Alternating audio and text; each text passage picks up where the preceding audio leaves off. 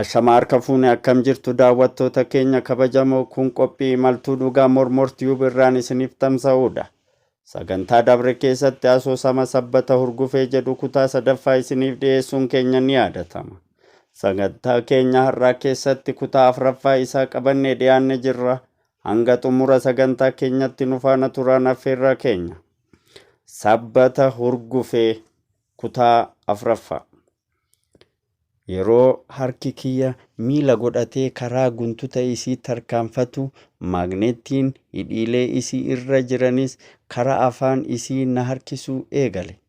Qilleensi kaaruu ilkaan isii walakkaa karaa kiyya as imalu boqonnaa naaf kennuu eegale. Yeroo kanatti ergaan ariifachiisaan tokko karaa sammuu tiyyaa irraa natti as dhufe.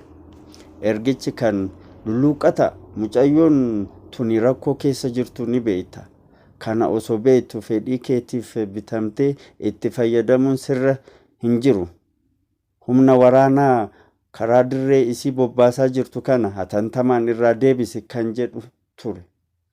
Yeroo san anis if birradhee akka nama bofa if jalatti argeetti lafaa utaalee ka'e. Yeroo sana isinis na jalaa ol kaatee maal taate naan jette. Luuccaa rifeensa isii fuularraa harkaan ol qaba. Hurgufee waan biraatti hin fudhatin, dogongorree waan biraa hojjechuu dandeenya. Kun immoo anatti akkan gumaa galata kiyyaa naaf kafalaa jirtutti natti dhaga'amaa jira.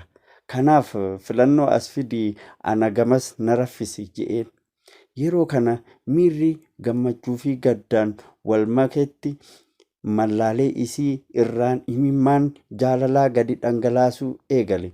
Maaliif bocha je'een yeroo gaafadhu kabaja ati naaf kennite na bochise. Kabajaan yeroo baay'eef saamamee har'a yeroo fedhii isiitiin manatti naaf galtu arguu kiyyan na bochise naan jette. Yeroo kana ilmi namaa kun gocha hin taane nama irratti hojjetee akka hamilee isaa keessatti cabsee umrii jireenya isaa dhukkuba gadi aantummaa wajjin jiraatuuf dirqisiisu natti dhaga'ame. Anis humnan qabuun nama akkanaa wallaanuu akkanarra jiru hubadhee isii jajjabeessuu eegale. Galgala sana erga isii biraa ka'ee kophaa yaadaan gara galaa bulee barii ganamaa osoo hin rafin bariisifadhee ganama ka'ee kute. Mana hiriyaa kiyyaa poolisii kan badhaasoo je'amu balbala irratti dhadha'ee kaase. Sana booda waan mucayyoo tanarra namni jaalataa je'amu fedhii isiitiin ala dirqisiisee gocha namummaa xiqqeessuu irratti hojjechaa jiru yeroon itti himu imimmaan isaa qabachuu dadhabe.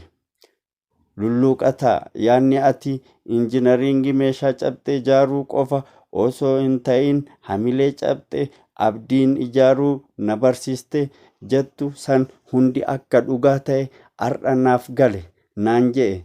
Guyyaa san innis waan dalagaa hin seenneef wajjin taphachaa oolle.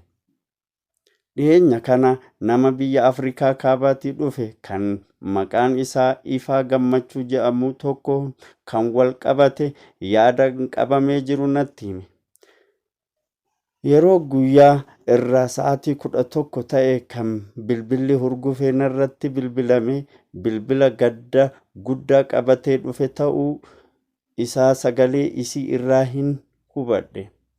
Ergaan narratti bilbiltee xiqqoo dhibooytee lulluqataa naan jettee sagalee isii ciccitu takkaan hurgufee maal taate je'een yeroon gaafadhu filannoo tiyya jettee boochi. Ana filannoo maal je'een. Daawwattoota keenya kabajamoo, qophii har'aaf qindeeffanne kanumaan goolabna. Kutaa itti aanuun hanga walitti deebinuu qophiilee mormortii hubaafan waliin turtii gaarii.